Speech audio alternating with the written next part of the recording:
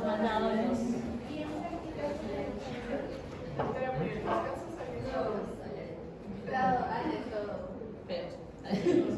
¿Qué les dije? Menos los de la última hoja. ¿Qué les dije? Estaban bonitos. Pero la primera hoja... Pero la última hoja era bonito. Ah, el cuadrito de ahí. Era la fila. Ya está. Muy bien. Entonces, vamos con lo que nos toca en esta parte. Entonces, ahora... ya han hecho teoría. Sí. Algunos sí, otros no.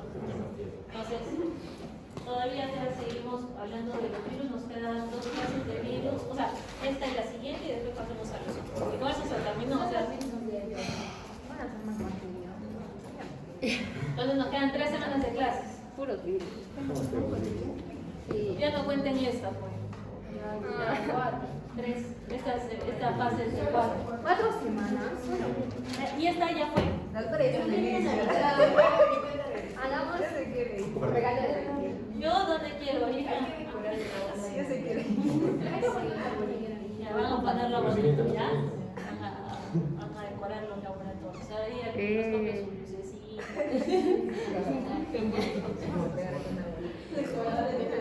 Muy bien.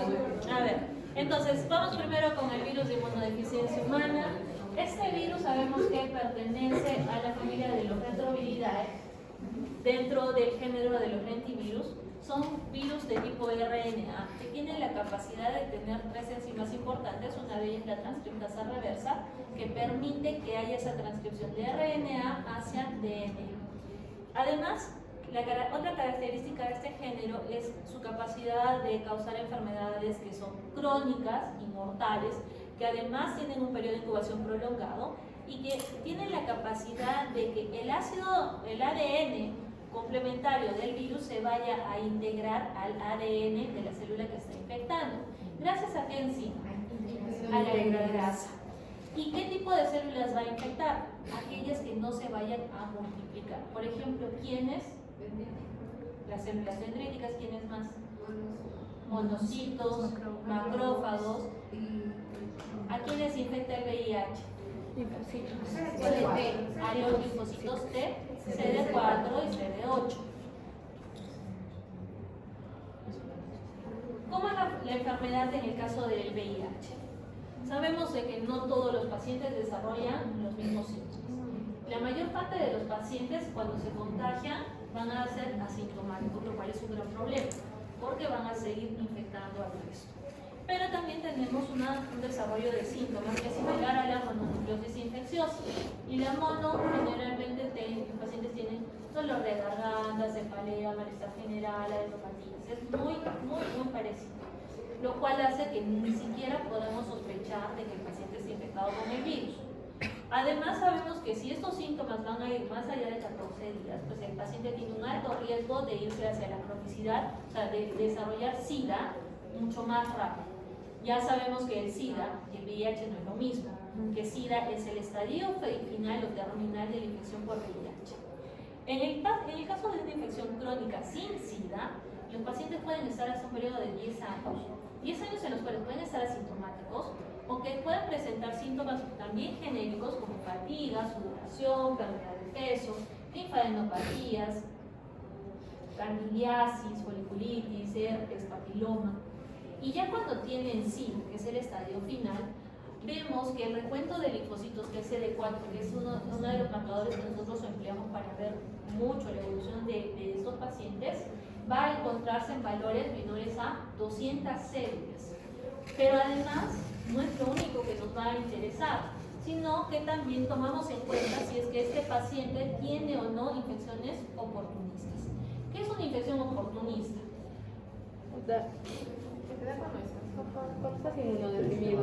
Son todas aquellas enfermedades que se van a presentar en una persona que está inmunosupresa y que si yo las veo, o sea, que normalmente no deberían darse en alguien sano.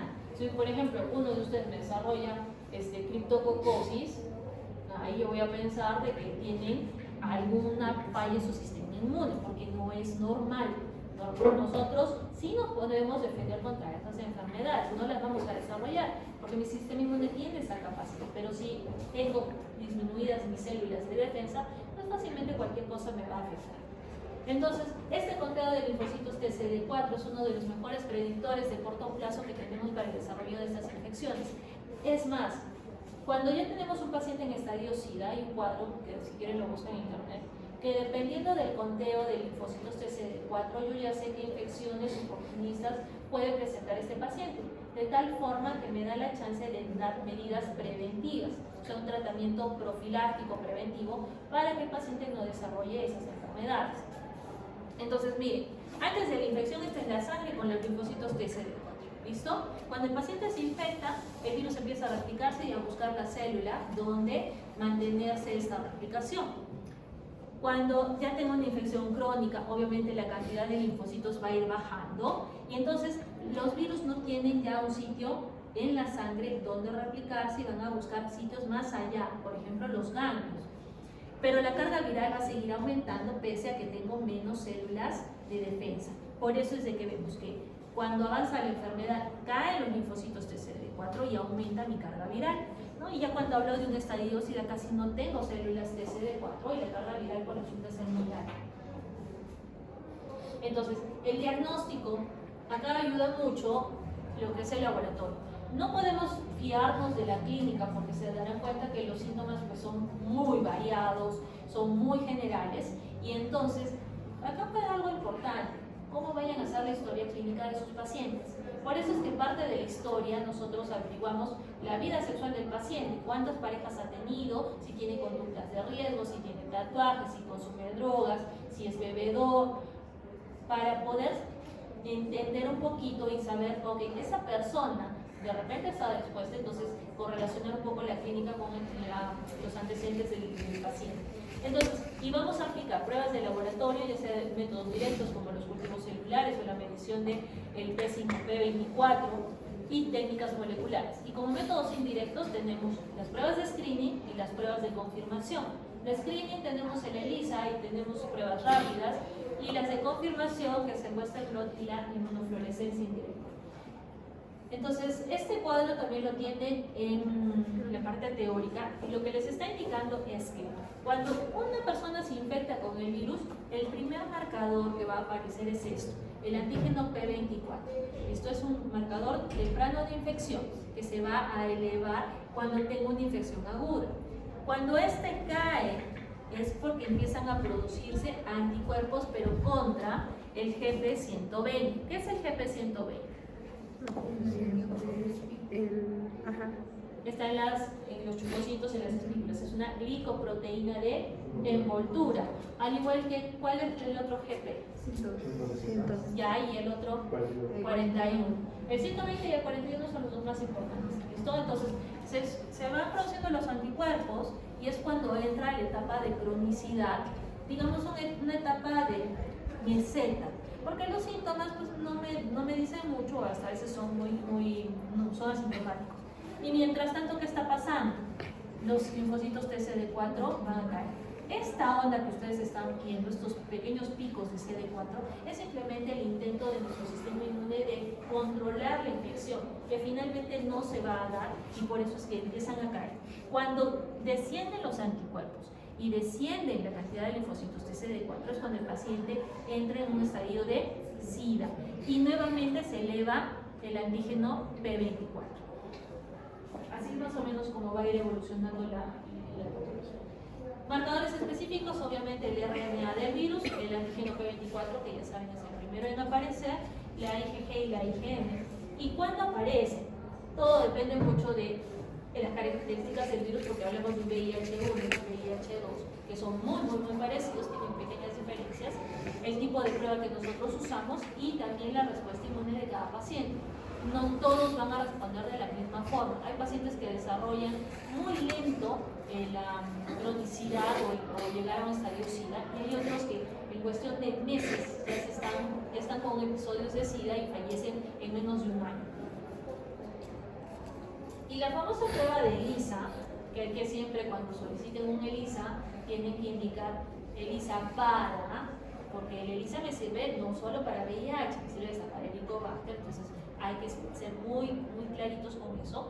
Esta prueba ya tenemos cuarta generación.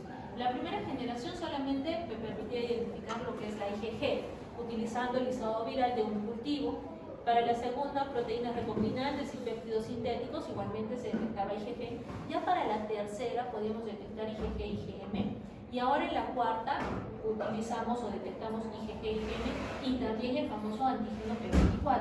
Entonces, lo cual me permite que una detección más temprana, porque tanto el RNA viral como el P24 van a aparecer casi a los 10 días de haber estado expuesto. Y entonces, ¿a mí que me conviene? Mientras más temprano yo detecte la presencia de la infección, pues el paciente va a recibir un tratamiento lo más rápido posible, retardando también el desarrollo de la cronicidad. En cambio, con las otras generaciones, pues hasta que se desarrollen los anticuerpos va a pasar más de un mes que estoy perdiendo en ver cómo evoluciona el paciente. Y dentro de las pruebas de confirmación tenemos lo que es el Western blot. ¿En qué consiste? En utilizar un lisado viral en un gel a bajo campo eléctrico. ¿Y qué es lo que me tiene que marcar? Una glicoproteína de membrana con un P, con una proteína, con las otras proteínas. ¿Listo? Entonces, si por ejemplo yo tengo esta muestra, ¿este paciente es positivo o es negativo? Es negativo.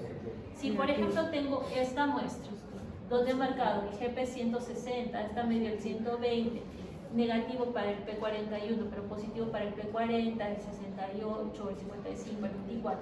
¿Positivo o negativo? Positivo. Entonces, necesito tener por lo menos uno de glicoproteínas, uno de P para que me dé positivo.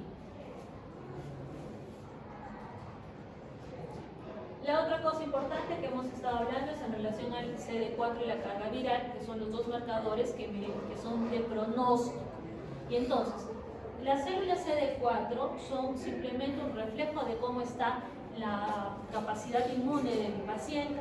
Me predicen con mayor precisión la progresión de la enfermedad, pero a corto plazo, también el desarrollo de enfermedades sintomáticas y lo que les estaba diciendo hace un ratito, se correlaciona con el desarrollo de infecciones oportunistas. Y en el caso de la carga viral, es un predictor pero de mayor largo plazo, y esto es sumamente importante. Me va a indicar cómo va la respuesta del paciente al tratamiento. No todos los pacientes responden de igual forma al tratamiento. Entonces, mi intención, ¿qué va a ser?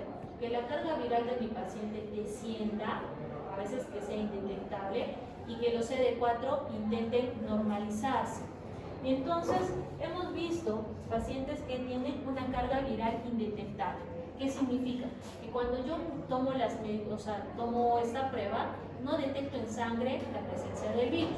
El virus, acuérdense que una vez que agota las células sanguíneas, por así decirlo, va a buscar otro sitio donde replicarse. ¿Listo? Acá puede haber virus, sí, de repente, pero una cantidad tan pequeña que yo no la voy a detectar. ¿Ese paciente será contagioso o infeccioso? No, porque no hay forma de cómo lo vaya a transmitir. Pero no significa que esté curado, porque sabemos que no se puede curar esta infección. ¿Listo? ¿Y de qué va a depender? Simplemente de un diagnóstico temprano y de que el paciente tenga un tratamiento adecuado para el paciente. Por eso es que los tratamientos no son simplemente darlos al azar. Tengo que analizar a cada uno de mis pacientes y ver qué antiviral le va a dar una mejor respuesta. En el caso de cómo hacemos el conteo de CD4, ya sé que en inmunología me han dicho que se han hecho esto, citometría de flujo, pero que no lo han entendido. ¿Sí lo han entendido? A ver cómo funciona. Depende, por ejemplo acá están midiendo, si es de 4 es el linfocito el linfocito citotóxico. ¿Ya? ¿Cómo sabes cuántos hay? Por colonias. ¿Por colores? ¿Ya? Si la máquina te bota colores. También por colonias. Dependiendo también, la cantidad abajo también puede. Claro, cada puntito es una célula, ¿no es cierto? Nosotros, esto lo hace una máquina, pero tenemos que interpretar. Acuérdense que los linfocitos T, como los linfocitos B, tienen marcadores, distintos tipos de marcadores, ¿sí? Entonces, y dependiendo de la enfermedad que yo vaya a estudiar, pues solicito esos marcadores. Si hablo de VIH, a mí lo que me interesa van a ser los T con marcación CD4 y CD8. Entonces, acá son las áreas donde más se conglomeran estos puntos. ¿Sí? Acá no, acá tampoco. Con marcación CD4, con marcación CD8. Entonces, lo que vota la máquina es esto. ¿Cuántos linfocitos TCD4 tengo? 0.54, pero ese no es el valor absoluto, sino que lo tengo que multiplicar por 1000. Entonces, si multiplico esto serían 540. ¿Cuántos tiene mi paciente? 540 linfocitos. ¿Tiene infección por VIH? Sí. ¿Listo? ¿Tiene SIDA? No.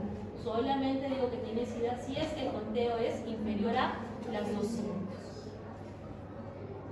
Entonces, ¿cómo hacemos el diagnóstico? Hemos dicho que tengo que hacer pruebas, ¿listo? La primera prueba que debo de emplear son las pruebas presuntivas. Por ejemplo, el LISA, el LISA-DOT o la prueba de aglutinación. Si es que esta sale como no reactiva, pues se reporta como que negativo, no tiene la infección. Si sale reactiva, tengo que repetir otra vez una segunda prueba presuntiva. Si esta sale reactiva, tengo que confirmar con qué, Western blot, inmunofluorescencia o con el RIPA. Si es que sale negativa, pese a haber tenido dos presuntivas reactivas, se queda como negativo. Si sale positivo, pues obviamente es positivo, pero algunas de ellas me votan indeterminado. Si está indeterminado, tengo que agarrar y hacer el seguimiento de este paciente de acá a 3 meses, porque de repente lo que estoy viendo es un periodo de ventana, un periodo donde la prueba no me está marcando, o sea, donde los antígenos están como que bajando, pero todavía no se han formado los anticuerpos. Entonces, tengo que esperar un poquito de tiempo para tener una cantidad suficiente para estar detectable. Hay pruebas, por ejemplo, si yo tengo la primera que es reactiva, la segunda no reactiva, tengo que volver a repetir todo otra vez. ¿Sí? Entonces, no es tan simple que yo vaya a dar el diagnóstico de VIH, porque tengo que estar completamente segura que ese paciente tiene esta infección, porque se dan cuenta que estoy diciendo que va a tener una enfermedad con la cual tiene que aprender a vivir, que hasta ahora no tiene cura y que tiene que cuidarse de ciertas cosas. Y lo que vamos a hacer el día de hoy, las pruebas de inmunocromatografía. Eso ya lo conocen, ¿no es cierto? La gótica de sangre, el reactivo, si marca el control, está bien, si marca dos líneas, positivo. Pero obviamente no son pruebas confirmatorias, son presuntivas. Y en el caso del tratamiento, aprendan por lo menos los grupos de fármacos antivirales que usamos, que tenemos los inhibidores de la transcriptasa inversa, los inhibidores de la integrasa y de la proteasa. ¿Ah? Entonces, todavía no mecanismos de acción, pero claro que está más que claro sobre quiénes actúan, ¿no es cierto?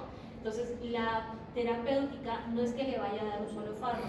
Se juega con estas familias, se hacen las mezclas dependiendo del paciente. Y si, por ejemplo, yo tengo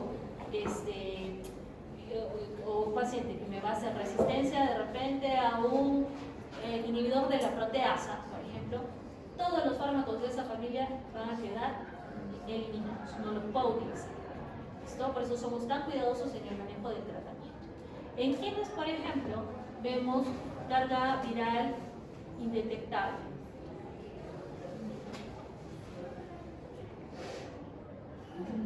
Pacientes que toman el tratamiento de forma estricta, quienes sí han logrado tener ese esquema perfecto.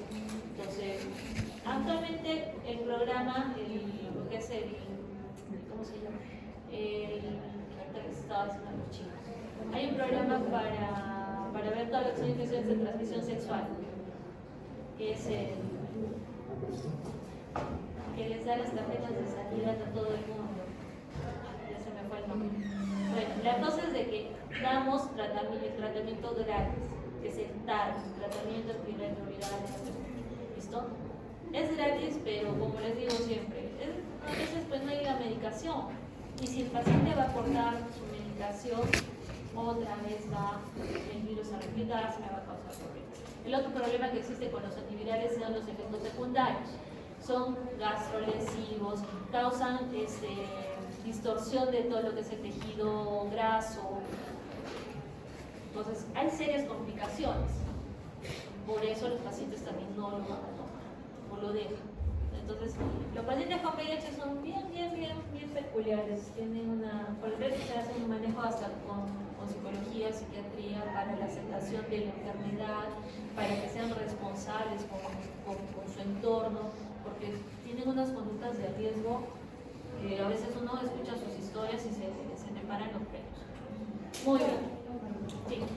En el tema de decir infección crónica transmisión de 8 a 10 años, eso sí me lo pienso. Puede ser sin tratamiento o puede ser con tratamiento, dependiendo de la respuesta inmune del paciente. ¿Sí? Entonces, porque cada paciente te va a dar una respuesta muy diferente. Entonces, la única forma que tienes de llegar a hacer el diagnóstico es el ojo clínico de saber cuándo un paciente es riesgoso de contagiarse.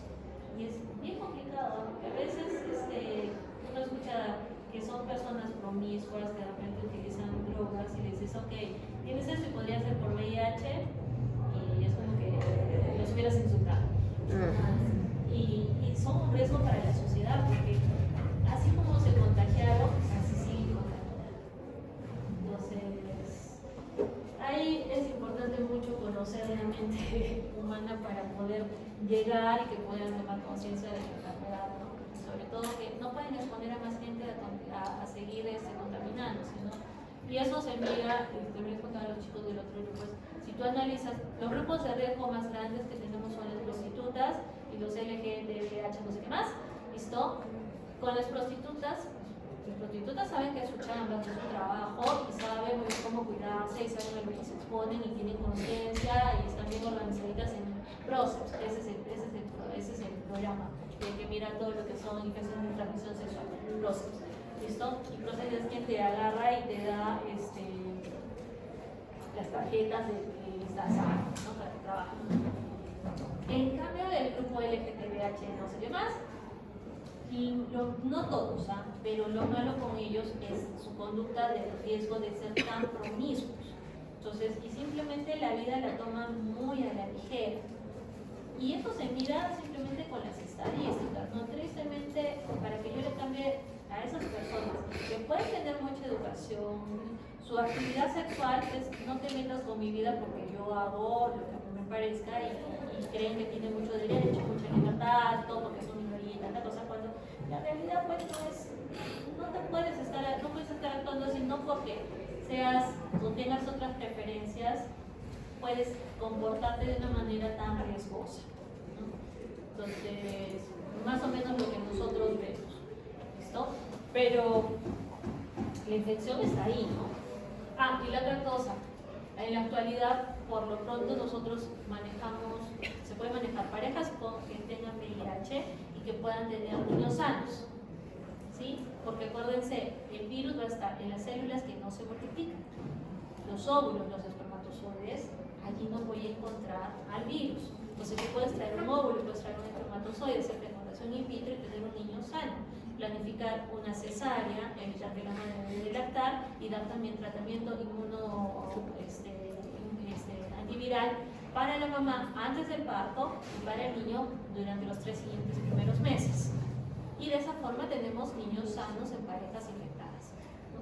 Y que sobre todo la mamá durante la gestación, la carga viral sea lo más baja posible, que tenga el mejor conteo de linfocitos T cell. Entonces, poco a poco hemos ido evolucionando en relación a manejar lo que es VIH. Vamos con el otro, con el favorito de Florcita.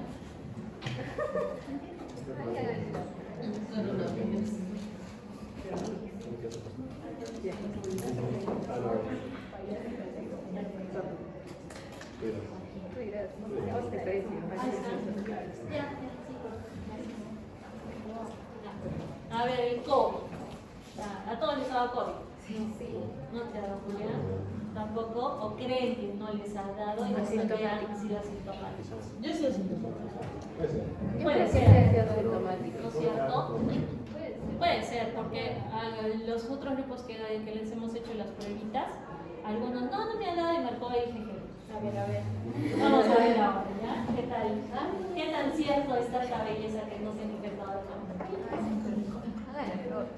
Entonces, miren, cuando hablamos de los coronavirus, no es una familia que recién la estemos descubriendo, ya la conocemos hace muchísimo tiempo. Recién lo que conocemos es al COVID-19. Entonces, este SARS-CoV-2, que es un beta coronavirus con envoltura, son igual dentro de esta familia de RNA de cadena simple, no segmentados en sentido positivo, pertenece a los subgéneros SARS-CoV-virus y a la subfamilia Orthocoronaviridae. Entonces, ¿por qué se les llama coronavirus? Porque tiene esa forma de espículas en forma de corona, y esas espículas que son las glicoproteínas S que le permiten igual adherirse al receptor y aperturar la envoltura o la membrana, mejor dicho. ¿Cuál es el receptor al que se va a unir el COVID? AC2. AC2, ¿listo? El AC2. Entonces, ¿qué más vamos a encontrar? Que este virus codifica 16 proteínas no estructuradas, que tienen que ver mucho con la respuesta del paciente, y 4 que son estructurales. La glicoproteína S, que hemos dicho, responsable de la unión y de la fusión del virus con la membrana. La proteína de membrana M, que es responsable del transporte transmembrana de nutrientes con la liberación de la partícula viral y la formación de la envoltura. La proteína de nucleocápside y, nuevamente, la proteína de envoltura. Entonces, cada una cumple una función importante. Estas glicoproteínas simplemente es como chuponcitos, como que tiene que agarrar y se va a pegar a la célula, se fusiona la membrana del virus con la membrana de la célula que está infectada. ¿Listo? La transmembrana, la M, que es esta proteína que se encuentra en la membrana, que es como un paso, como un poro que permite que los nutrientes ingresen al virus, y las otras que también tienen que ver con la respuesta inmunológica. Entonces, como les dije, no ha sido la primera vez que nos hemos visto expuestos a un coronavirus. En el 2002, en noviembre de 2002, tuvimos una epidemia por el SARS-CoV-1, que también se originó en China, que se inició el 5 de julio de 2003, transmitida o porque el origen fue en el murciélago y el huésped intermediario, la civeta común de las palmeras, que también se unía al mismo receptor que era el COVID-2, que ha sido el AC2 y que causaba la enfermedad del SARS. ¿Cuántos países tuvieron con este problema? 29 casos, más de 8.000, y la tasa de letalidad, o sea, las difunciones fueron 776. 9.6% fue la tasa de letalidad. En abril del 2012 se tuvo el problema con el MERS, que se originó en el Medio Oriente, que en la actualidad todavía hay casos reportados de MERS, que se originó en los murciélagos, se transmitió o el huésped intermedio es el camello, y el receptor es el DDP4. ¿Qué enfermedad? La del MERS, países afectados 27, y miren, casos confirmados 2.519. Y de esos 2.000, 866 fueron las muertes producidas, con un porcentaje del 34%. Esa es su tasa de letalidad. Entonces, menos cantidad de personas se infectaron, pero de ese total fue mayor la cantidad o el porcentaje de personas que fallecieron. Y en el caso del COVID-2, del COVID-19, que se inició en diciembre del 2019, igualito en la China, que actualmente continuamos con el problema, que el origen es también el murciélago y el huésped intermediario del pangolino, ya sabemos el receptor, y que el total de países afectados a nivel mundial, ¿no? No hay país que no haya tenido casos de COVID, y que la tasa de letalidad, mire, es un 3.2%. Entonces, la letalidad es más baja, pese a la cantidad de muertos que hemos tenido, pero se mira así tan grande porque la cantidad de casos de infectados han sido también mayores a los que hemos visto con los otros tipos de COVID, ¿no? O de coronavirus. Entonces, este es más contagioso pero menos letal a diferencia de los otros, ¿no?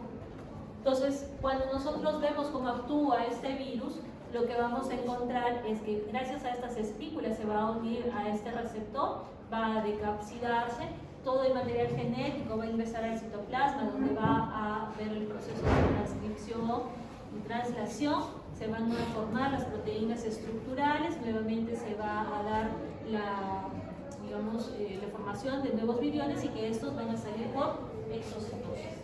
¿Dónde encontramos los receptores de AC2? ¿Dónde más? ¿En qué órganos? Aparte del corazón, en el pulmón, en el hígado. Hay varios órganos, hay algunos más que en otros. En el pulmón es donde hay más, por eso los síntomas respiratorios que han tenido. Algunos pacientes desarrollaban más síntomas gastrointestinales, otros habían complicaciones multisistémicas. Todo es en relación a la presentación de estos receptores, ¿no? Y entonces, la clínica, cuando vamos a la clínica, ha sido muy diferente. No todos, si ahorita me pongo a comparar cómo han pasado sus COVID cada uno de ustedes, unos me dirán, no, yo he tenido más fiebre. Otros me dirán, yo no tuve tanta fiebre, pero tuve mayor malestar general. Otros habrán tenido lindofagia, aqueosia o anosmia, ¿no? Cada quien ha presentado síntomas muy variados. La mayor parte de gente sí pues ha presentado síntomas respiratorios, pero no han sido todos. ¿Listo? Y sabemos que los que tenían peor evolución estaba relacionado a qué cosa. Desarrollaban neumonía, enfermedades crónicas. Ya tenían no solamente enfermedades cardíacas, crónicas. Eso ha sido un problema. ¿Quiénes más les iba mal? La obesidad. ¿Quiénes más? ¿Quiénes? Ya, con antecedentes de problemas pulmonares. ¿Quiénes más? Los abuelitos, ¿no es cierto? Porque un adulto mayor también su sistema inmune no es tan bueno como el de un joven. Entonces, han habido factores que han predispuesto a que se desarrolle pues, los casos más complejos y que termine con la mortalidad en el paciente. La otra cosa que era un índice de mortalidad ha sido el desarrollo de esto, la famosa tormenta de citoquinas. ¿Qué son las citoquinas? Son, producen inflamación. La inflamación es buena, sí, hasta cierto punto. Pero cuando yo tengo una tormenta de citoquinas, lo que estoy causando es que haya tal grado inflamatorio que me está causando ya un deterioro en múltiples órganos. Entonces terminaban desarrollando shock, falla multiorgánica y el paciente terminaba falleciendo. Acá les han colocado como manejo la hidroxicloroquina o la cloroquina, que sabemos realmente que no funciona, no funcionó y tampoco funcionará, porque su acción, su mecanismo de acción es muy diferente, ¿no? Actualmente sí tenemos un tratamiento para COVID, pero que acá en el Perú no llega, tampoco llegará, ¿listo? Y lo mejor que podemos hacer es en relación a la vacunación. Entonces, la otra cosa que nos interesa es llevar el diagnóstico, ¿no? Lo que es una de las medidas más importantes, un diagnóstico temprano para tomar las medidas correspondientes. Puedo utilizar PCR en tiempo real para aquellos pacientes sintomáticos con sospecha de infección o en los asintomáticos para controlar las infecciones y inmunocomprometidos asintomáticos que necesiten hospitalizarse o, por ejemplo, personal de salud. Para nosotros era importante que nos diagnostiquen a tiempo, uno, para no contagiar a la familia, no contagiar al resto de pacientes y porque éramos de necesidad. Cuando moría, imagínense toda la cantidad de colegas que han fallecido, ¿no? En relación a haber estado expuestos con este virus. ¿Y cómo tomamos la muestra? ¿Les han hecho el hisopado? Sí. Hasta el fondo, ¿no? Con el hisopo bien adentro, ahí hasta el cerebelo así. ¿Listo? Y en algunos casos se puede tomar también aspirados bronquiales. Y las famosas pruebas serológicas. ¿Se acuerdan o por qué razón se discutió tanto con las pruebas rápidas? ¿Por qué nos sirvieron las pruebas rápidas? ¿Tiempo de incubación? No. Por la presión. No detectaba durante el tiempo de infección. Exacto. No me está mostrando lo que está pasando en la actualidad. Simplemente me estaba indicando que has estado en contacto con el virus. No sé si ahorita, no sé si hace una semana o 20 días. ¿Listo? Entonces, para poder controlar una epidemia, yo tengo que saber ahorita cuántos infectados tengo. Porque esos infectados yo los tengo que aislar, separar del grupo de los no infectados para hacer un control adecuado. Entonces, ¿de qué me sirve saber si tú estuviste ya contagiado? De nada. O de repente, como tienes un periodo de incubación también, donde a veces los marcadores no te van a dar una respuesta, yo puedo estar infectada y en mi fiesta COVID, feliz de la vida, pensando que estoy negativa, infectar a 1000 personas. Que eso fue lo que pasó. Si yo te hubiera dado igual hubiera sido positivo. Claro, si ya te hubiera dado esa prueba, te hubiera salido positivo. Y si te vacunas. Y si te vacunas, también te va a salir positivo. Ah. Por eso es que algunos me están saliendo con marcador IgG, no IgM. Es diferente.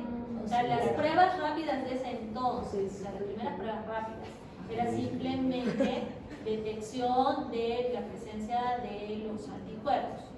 ¿Pero cuáles? No lo sé. Acá las que tenemos, yo tengo el antígeno, ¿listo? De COVID, es decir, que ahorita tengas el virus, y tengo IgG, IgM, para ver si has tenido una infección aguda o una infección pasada o estás vacunado. Los anticuerpos pueden estar presentes hasta un año después de una infección. ¿Tú te acuerdas? Si le sale positivo, ya no me ¿Cuál es el modo de IgG? IgG es crónico, IgM es agudo. Las vacunas cuál IgG.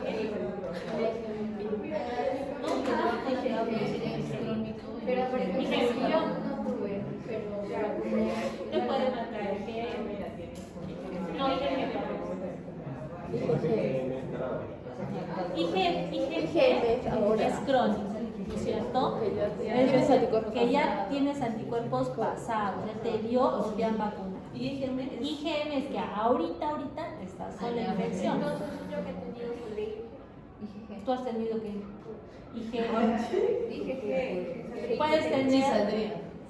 La IgM todavía se mantiene hasta el final de, o sea, hasta la evolución tardía de la enfermedad tardía.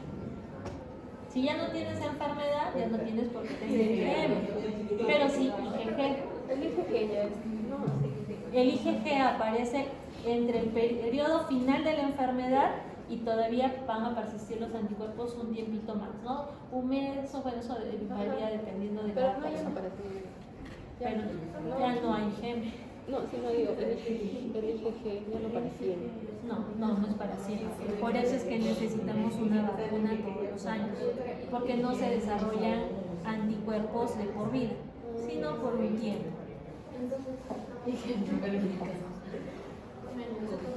Entonces, miren, si nosotros medimos el PCR, estamos encontrando el RNA, ¿no es cierto?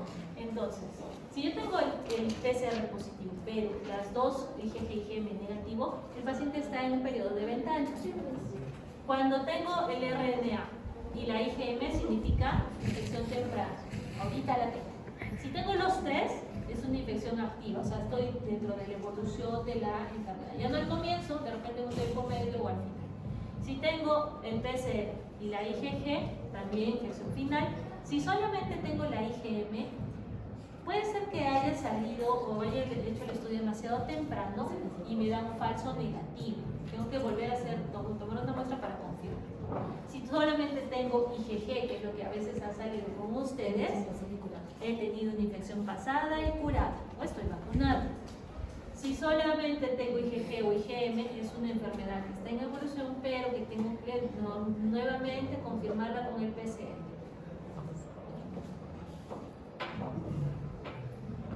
Entonces, a esto les iba lo que estaba hablando ahorita. El PCR es el RNA del paciente, no sé, del virus, perdón, que va a estar presente durante casi toda la evolución de la enfermedad. El IgM aparece cuando ya hay síntomas, ¿listo? Y se va a mantener también hasta el final.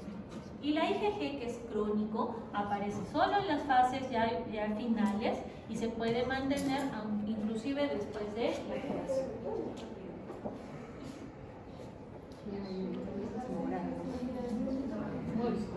Vamos con el siguiente, el molusco contagioso. Entonces, este molusco contagioso es causado por poxvirus, o pertenece, mejor dicho, a la familia de los poxvirus, que Son virus de DNA que se van a replicar a nivel del citoplasma, que va a afectar a niños entre los 2 y los 5 años y adultos entre los 17 y los 25. En los niños las lesiones aparecen en cualquier parte del cuerpecito, pero en el caso de los adultos las lesiones aparecen mayormente en el área de los genitales o a nivel perianal. Entonces, ¿qué me va a causar? Lesiones benignas a nivel de la piel que van a tener este aspecto, como un domo, una cúpula con una parte central hundida. Por eso es que son lesiones de tipo umbilical, como un ombliguito, y que además pueden conglomerarse. Esto es clásico, la forma de la lesión por el molusco contagioso, y que para llegar al diagnóstico, pues la clínica es importante. Se hace la dermatoscopía, que es la observación con un aparatito que es como una lupa, que es el dermatoscopio, que permite magnificar la lesión y ver ciertas características, y de ahí se toma una muestra, una biopsia, para poder ver los cuerpos de Henderson-Patterson, que son inclusiones citoplásmicas a nivel de los queratinocitos. Entonces, miren, estas son biopsias de piel. La piel normalmente, la epidermis tiene este aspecto, ¿listo? Lo primero que nosotros vemos en una infección por molusco es esto. Hay un engrosamiento de la parte del epidermis, que esto nosotros llamamos una hiperplasia del epidermis.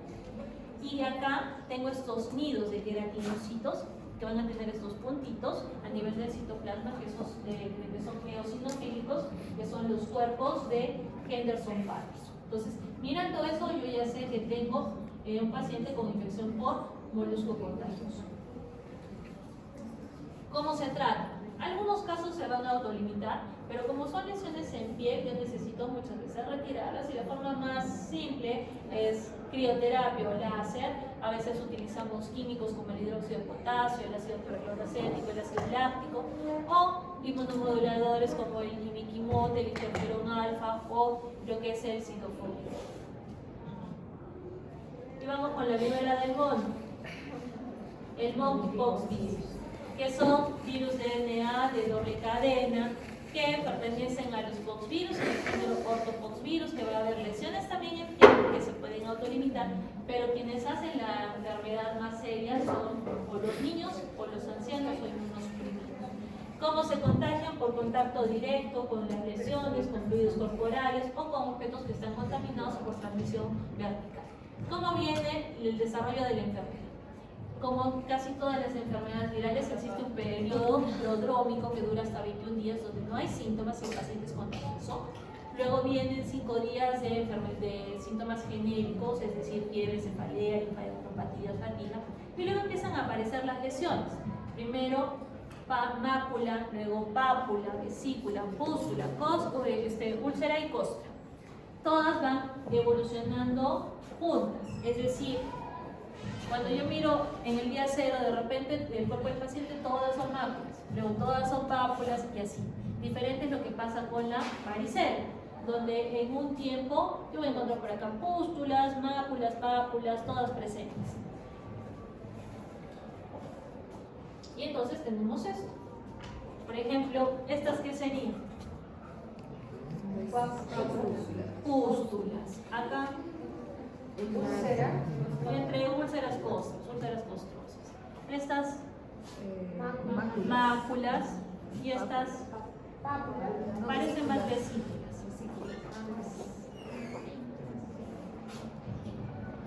Para hacer el diagnóstico podemos tomar muestras del líquido de la vesícula, de la pústula, del hecho de la lesión, de las costras, de sangre, hacer un hisopado nasofaringeo o la biopsia, pero de una lesión que se encuentre en estadio de mácula.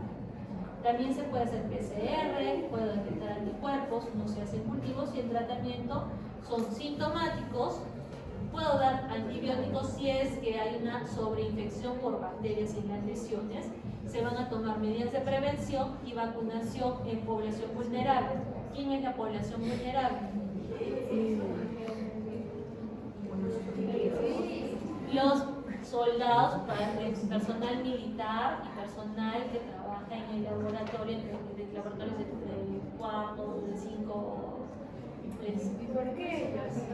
¿Por qué? Porque como se contagia tan fácil por estar en contacto, la mayor parte en otras partes del mundo, no nuestros militares, en los sitios más civilizados, ¿cuál es lo primero que tienes que cuidar? A tu personal que tiene que velar por la defensa. Y estamos en una época donde el bioterrorismo está a flor de piel y necesito tener a mis militares cubiertos con todas estas tipos de enfermedades. Los veterinarios también reciben este tipo de vacunación porque van a necesitar obviamente mayor contacto o mayor exposición. ¿Listo? Entonces, acá por ejemplo, lo que hemos hablado también con otro POX, que va a ser el virus de la viruela. En el caso de la vacuna de la viruela, también protege contra esta viruela del mono. Porque, ¿con qué virus está hecha la vacuna de la viruela? La vacina, ¿sí? Está hecha con la vacina que también pertenece a esa familia y que ha brindado protección contra, con eso se logró erradicar la viruela de la faz de la tierra. Y los adultos mayores, hasta 1970 y algo, ¿listo? Ellos de repente han recibido la vacuna contra la viruela, porque la última dosis se colocó en 1982, me parece. Entonces, tienen protección ustedes, nosotros, que yo tampoco recibí esa vacuna, no tenemos protección contra el virus del mono, o la viruela del mono, ni con otros miembros de la familia de los tonsillos. Entonces, eso es lo que tenemos el día de hoy. Entonces, ¿qué es lo que van a hacer? Tenemos pruebas para COVID, IgG, IgM, tenemos pruebas de cuarta generación para VIH, que trabajan igual, gotita de sangre, reactivo, ¿sí? Por favor, no se vayan a pinchar hasta el hueso, ¿sí? Entonces, son otra vez en parejitas. 8 para VIH, 8 para COVID, ¿ya? Entonces acá tienen las figuritas, tienen los reactivos. ¿Alguien está con gripe? Para hacerle hisopado. Lorcita, te vamos a hacer hisopado. ¿Sí? Entonces, a ver, vengan por acá.